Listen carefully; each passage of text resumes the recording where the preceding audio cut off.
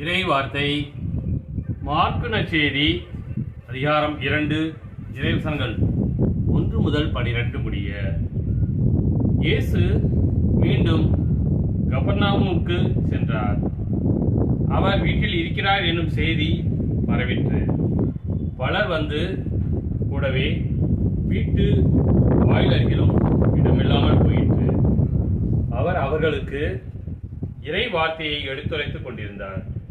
அப்போது முடக்குவாதமுற்ற ஒருவரை 4 சுமந்து அவரிடம் கொண்டு வந்தனர்.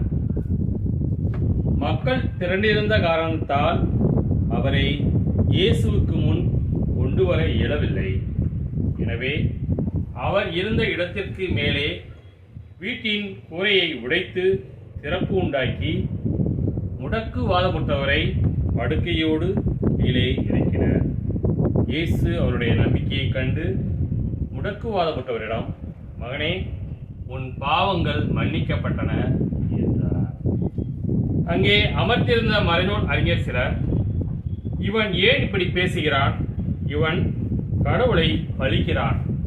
கடவுள் ஒருவரே அன்றி பாவங்களை மன்னிக்க யாரால் இயலும் என உள்ளத்தில் எண்ணிக்கொண்டிருந்தனர். உடனே அவர்கள் தமக்குள் இவ்வாறு எண்ணுவதை இயேசு தம்முள் உணர்ந்து அவர்களை நோக்கி, உங்கள் உள்ளங்களில் இவ்வாறு எண்ணுவது ஏன்? முடக்குவாதமுற்ற இவனிடம் உன் பாவங்கள் மன்னிக்கப்பட்டன என்பதா, எழுந்து உன் படுக்கையை எடுத்துக்கொண்டு நட என்பதா? எது எளிது?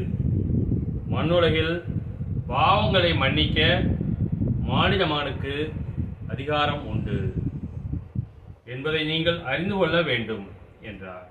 எனவே அவர் முடக்குவாதமுற்றவரை நோக்கி, நான் உனக்கு சொல்கிறேன், நீ எழுந்து உன்னுடைய படுக்கையை எடுத்துக்கொண்டு உனது வீட்டுக்கு போ என்றார். அவரும் எழுந்து உடனே தம்முடைய படுக்கையை எடுத்துக்கொண்டு எல்லாரும் காண வெளியே சென்றார். இதனால் அனைவரும் மலைத்து போய், இதை போல நாம் ஒருபோதும் கண்டதில்லையே என்று கூறி கடவுளை போற்றி புகழ்ந்தனர். கிறிஸ்துவின் நற்செய்தி.